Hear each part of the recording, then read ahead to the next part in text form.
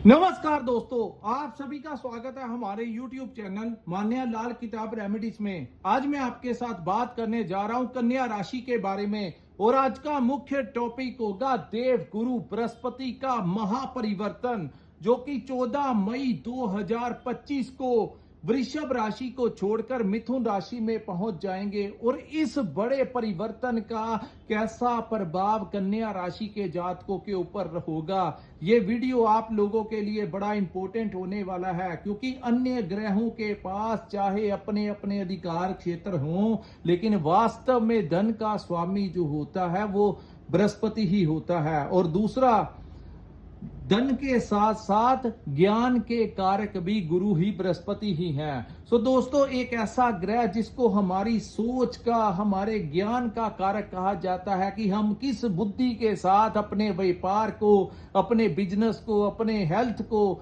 अपने कारोबार को, जहां पर हम नौकरी करते हैं, अपने समाज को किस प्रकार से हम मैनेज करते हैं, ये उसी के बारे में आज मैं आपको बताऊंगा कि ये किस भाव में गोचर होगा। और इस बार ये गोचर जो है ये बड़ी तेजी के साथ होगा।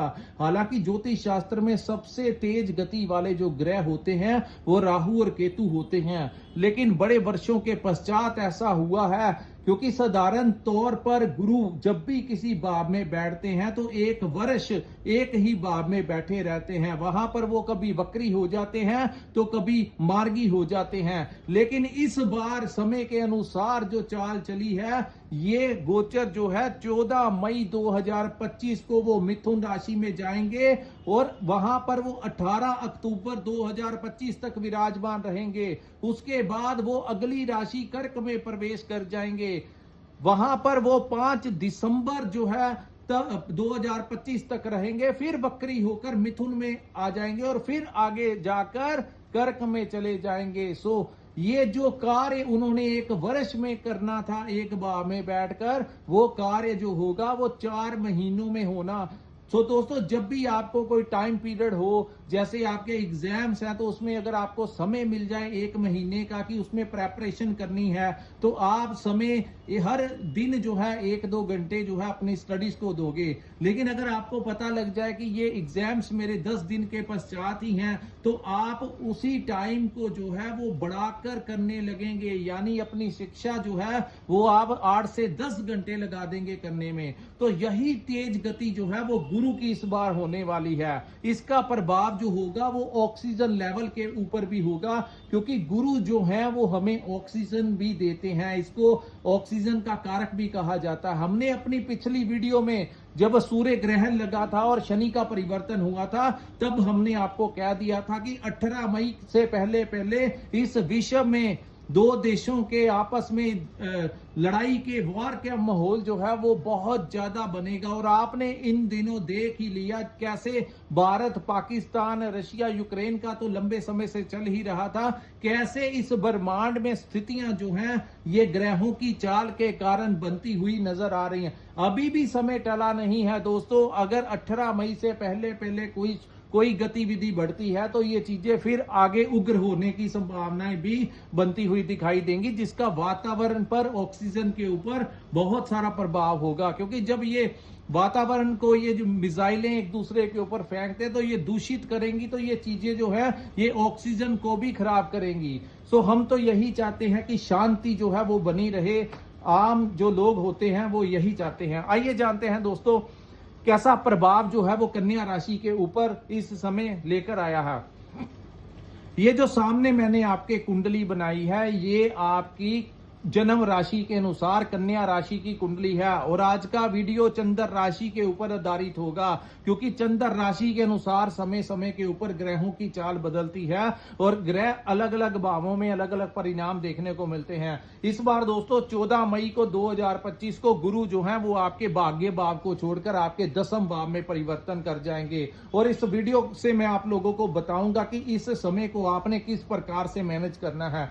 दोस्तों, बृहस्पति जो है ये देवताओं के गुरु हैं। देवता यानी कि ये शुभ प्रभाव देने वाले ग्रह हैं। लेकिन शनि, राहु, केतु, मंगल सूर्य जो है ये उग्र ग्रह हैं। तो जब भी कुंडली के अनुसार दसम भाव में गुरु आते हैं तो वास्तव में ये शनि महाराज का भाव होता है। यहां पर सबसे पहली टिप जो मैं आप लोगों को बताने वाला हूं, सबसे पहले दोस्तों इस समय का अगर आप लोगों ने फायदा उठाना है तो यहां पर थोड़ा सा आपको शनि वाली प्रवृत्ति जो है वो अपनानी होगी, यानी कि थोड़ी सी चालाकी के साथ आपको अपने कामों को अंजाम देना होगा। यहां पर देखिए हर एक ज्योतिष का अपना अपना पढ़ने का, स्टडी करने का तरीका होता है। मेरे अनुसार जब भी दसम भाव में बृहस्पति आते हैं तो ऐसे में अगर आप पूजा पाठ करते हैं तो सूर्य उदय होने के बाद और सूर्य अस्त होने के पहले पहले ही आप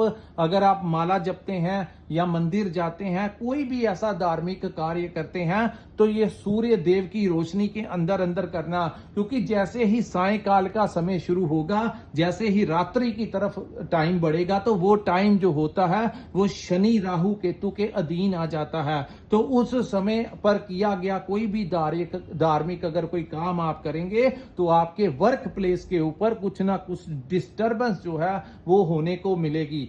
यहां पर आपको एक और मानसिकता लेनी होगी। मैं आपको ये नहीं कहता कि आप पूजा पाठ मत करना, लेकिन कई बार कुछ चीजों को टाइमली ही करना चाहिए। तो ये जो आपका धार्मिक कार्य जो अगर आप करते हैं, पूजा पाठ मेडिटेशन अलग बात होती है, धार्मिक कार्य करने अलग बात होती है। धार्मिक कार्य अगर आप करने हैं तो सूर्य की रोशनी में करना, ध्यान वगैरह तो राम नाम का जाप आप जिस भी इष्ट के साथ जुड़े हैं वो तो स्मरण हमें करना ही चाहिए। लेकिन यहां पर कहते हैं कि शनि जैसी मानसिकता के साथ अगर आप आगे बढ़ेंगे, चालाकी के साथ अपने कार्यों को अंजाम देंगे, तभी आप सफल हो पाएंगे। और आपको इस कार्यकाल के दौरान सिर्फ थोड़ा सा अपने बारे में ही सोचना होगा, किसी के फटे में टांग नहीं अड़ानी है। अगर इस समय तो यहां तक कहा जाता है कि अगर आपको कोई लड़ाई झगड़े के लिए भी बुलाए तो वहां पर भी आपने नहीं जाना है। आपका सिर्फ फोकस जो है अपने काम काज के प्रति ही होना चाहिए। और ये चीजें जो है मैं इस वीडियो शुरू होने से पहले ही आपको बता रहा हूं। उसके बाद मैं आपको ये भी बताऊंगा कि इन चीजों ये जो परिवर्तन है आप लोगों को क्या क्या लाभ दे सकता है, क्या सावधानियां रखनी है, ये मैंने आपको बता दिया। अब मैं बताऊंगा गुरु जहां पर बैठे हैं वहां से उनकी कुछ दृष्टियां होती हैं, और गुरु ऐसे ग्रह हैं जिन भावों के ऊपर दृष्टियां डालते हैं उन भावों के प्रभावों को बड़ा ही ज्यादा पॉजिटिव कर देते हैं।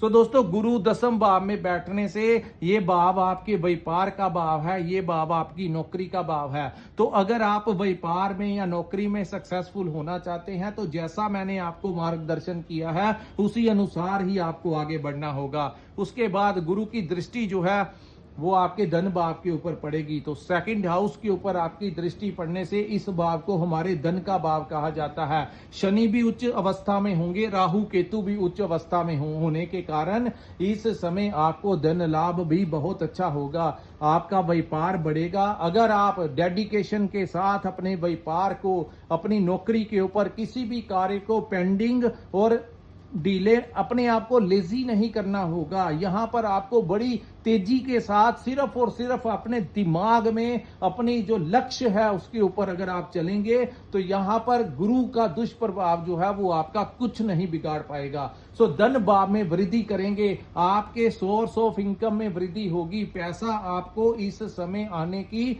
संभावनाएं हैं। और कोई पुराना पैसा अगर कोई आपका डूबा हुआ भी है वो भी इस समय आने की संभावनाएं हैं। दूसरा, इस भाव को आपके कुटुंब का भाव कहा जाता है। तो परिवार में सुख शांति का माहौल होगा, आपके परिवार में कोई मांगलिक कार्य का आयोजन भी हो सकता है। आप अपने परिवार वालों के प्रति इस समय बड़े ऑनेस्टी और फेथफुली अपने बच्चों के लिए, अपने पति पत्नी, अपने माता पिता के लिए, अपने भाई बहनों के लिए इस समय आप कार्य करते हुए नजर आएंगे। और आपके कुटुंब भाव में वृद्धि होने की बड़ी ज्यादा चांसेस बनेगी। हो सकता है कि आपके परिवार में कोई नया जीव आपको इस समय प्राप्त होने की संभावनाएं हैं। सो आपके कुटुंब भाव में वृद्धि करेंगे। तीसरा, इस भाव को कम्युनिकेशन का भाव कहा जाता है। आपकी वाणी को इतना प्रभावित कर देंगे कि बड़ी से बड़ी डील्स जो हैं, जो इंसान एक बार आपके समक्ष बैठ गया वो तो आपकी बातों में में ही उलझ जाएगा। यानी अगर आप मार्केटिंग का काम करते हैं, कंसल्टेंसी का काम करते हैं, कोई कोचिंग क्लासेस चलाते हैं,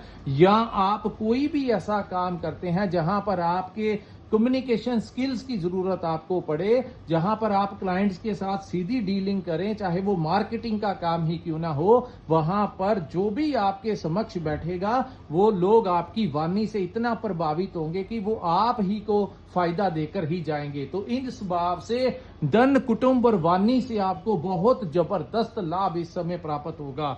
दूसरा दोस्तों, ये जो 4 महीने का समय होगा, इसके बाद मैं आपको दूसरा चैप्टर भी बताऊंगा कि उसके बाद जब गुरु लाभ भाव में जाएंगे तो कैसी कैसी संभावनाएं बनेगी। इसके बाद दोस्तों, ये जो अक्टूबर 18 तक का टाइम होगा, गुरु बड़ी तेज गति के साथ ये कार्य करेंगे।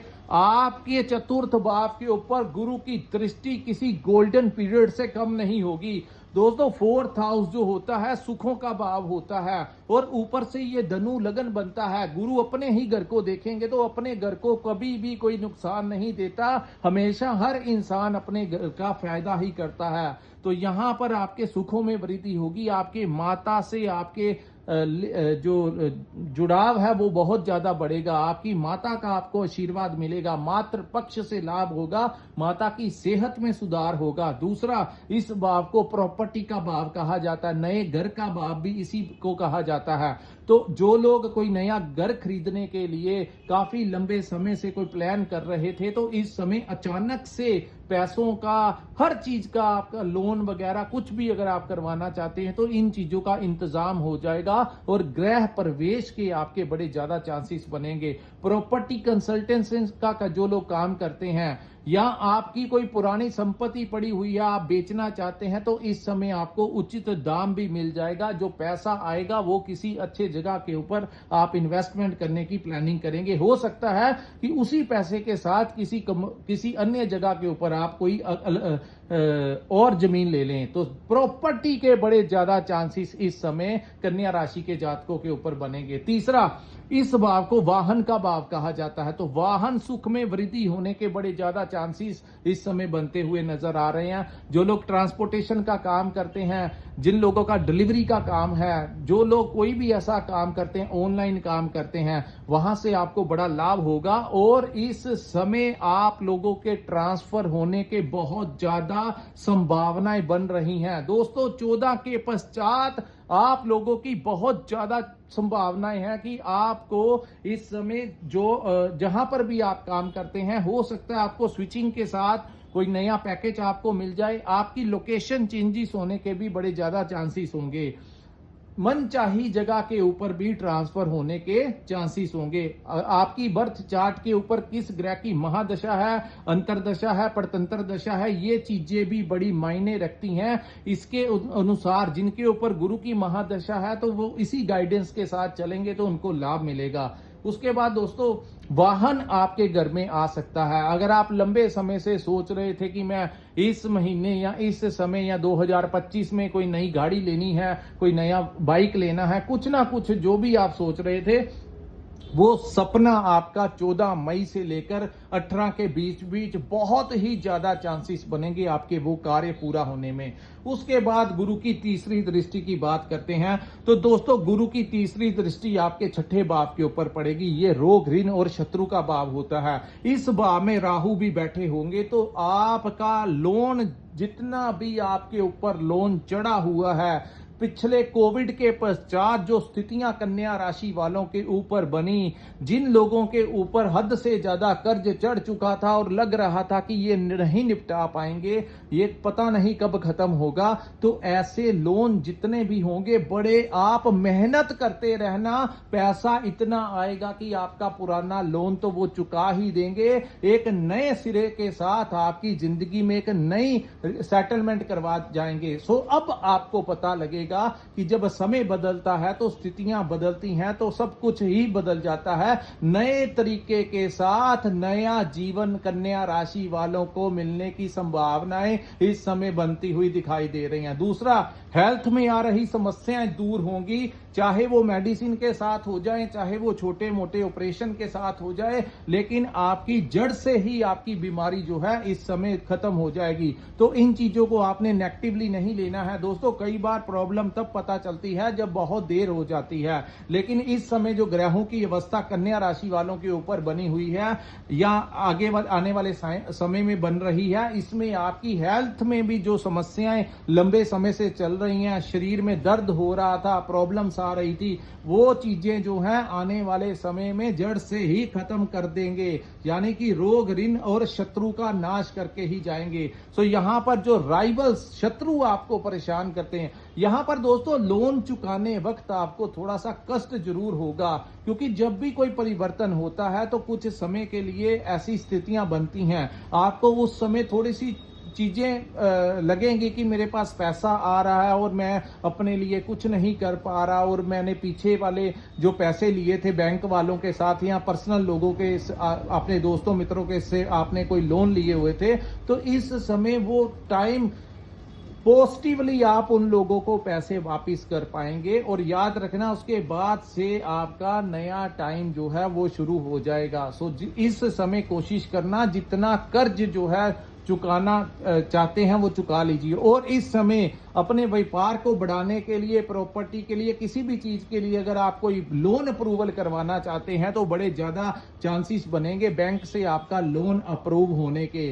तो लोन चुक भी जाएगा। और जिन लोगों ने आगे के लिए कोई लोन अप्लाई करना है, जिनके ऊपर नहीं है, वो अपनी कोई लिमिट बनवाना चाहते हैं, कुछ लेना चाहते हैं, तो ऐसी स्थितियां जो है आपका फेवर कर जाएंगी।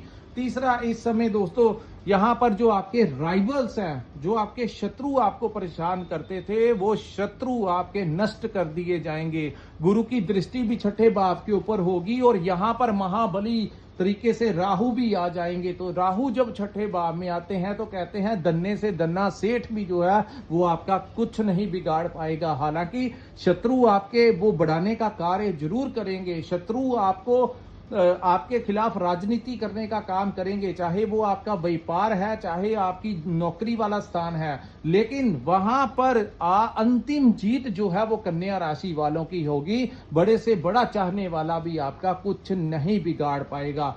कोर्ट केस अगर कोई लगा हुआ है तो इस आने वाले समय में उसका निपटारा हो जाएगा, चाहे वो सामने वाले के साथ आपका टाई अप हो जाए या किसी भी तरीके से। इस समय आपके कोर्ट केस जो है उसको वो समेट कर ही ये टाइम जो है आपका वो चीजों को समेट देगा। अब दोस्तों 18 के पश्चात 5 दिसंबर तक गुरु आपके लाभ भाव में जब जाएंगे तो वो कर्क राशि में गोचर होगा, जहां पर यो चंद्रमा की राशि है और जहां पर गुरु उच्च का प्रभाव देते हैं। तो 18 मई को से लेकर 5 दिसंबर तक का जो समय होगा वो तो अति ज्यादा गोल्डन पीरियड आप लोगों के लिए साबित होगा। एक तो शनि आपके सप्तम भाव में बैठेंगे, राहु केतु आपके उच्च के होंगे और गुरु लाभ के भाव में क्या दिग्बली योग कन्या राशि वालों के लिए आने वाले समय में बनता हुआ दिखाई दे रहा है। ये जो मैं शब्द आपको बता रहा हूं, ये धीरे धीरे करके जब चीजें इंप्लीमेंट होंगी तब आपको पता लगेगा कि ये स्थितियां जो हैं बदलने वाली हैं। आज तो ब्रह्म की स्थितियों में आप जी रहे हो, ऐसा लग रहा है किसी ने कुछ कर दिया है, काम काज नहीं चल रहा, लेकिन थोड़े ही दिन रह गए हैं, हाथी निकल गया है, पूंछ रह गई है, वो भी निकल जाएगी। सो एक नए समय के साथ नई स्थितियां जो है आप लोगों का इंतजार कर रही हैं। सो थोड़ा सा अपने आप को मजबूत कीजिए। यहां पर फिर मैं यही अंत में कहूंगा कि दोस्तों जिन लोगों की जन्म कुंडली में चंद्रमा की सिचुएशन खराब है, जन्म के समय जिनका चंद्रमा पीड़ित है या नीच भाव में बैठा है, ऐसे जातक जो होते हैं आगे बढ़ने से पहले फिर से भयभीत हो जाते हैं।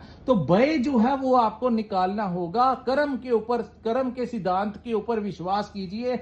कर्म करना ही पड़ेगा आपको। इस समय डटकर अपने काम काजों की तरफ आगे, अपने लक्ष्यों की तरफ आगे बढ़ना होगा। और ये जो भय छाया हुआ है इसको आप दरकिनारे कर दीजिए और फील्ड के ऊपर आपको उतरना होगा। समय जो है हर प्रकार से आप लोगों की सपोर्ट करता हुआ नजर आएगा। जो वीडियो की स्टार्टिंग में मैंने आपको बताया था उसी अनुसार आप लोगों को धार्मिक कार्य करने होंगे। धार्मिक कार्य के लिए सुबह से लेकर शाम तक, और इस समय आप अपने दम के ऊपर आगे बढ़ें। ईश्वर का नाम लीजिए, मैं ये नहीं कहता, लेकिन धार्मिक कार्यों के लिए आपको शाम का जो समय, रात का जो समय है, इसके लिए थोड़ी सी मैं आपको एडवाइस करता हूं ना करना। बाकी ओवरऑल जो है आप लोग इस समय बहुत जबरदस्त आप लोगों को समय का सपोर्ट जो है मिलता हुआ दिखाई देगा। सो दोस्तों, ये था कन्या राशि वालों के लिए गुरु के बड़े परिवर्तन का कैसा प्रभाव होगा। ये वीडियो बहुत लंबी हो जाती, अगर मैं इससे भी आगे आपको प्रेडिक्शन बताता तो मैं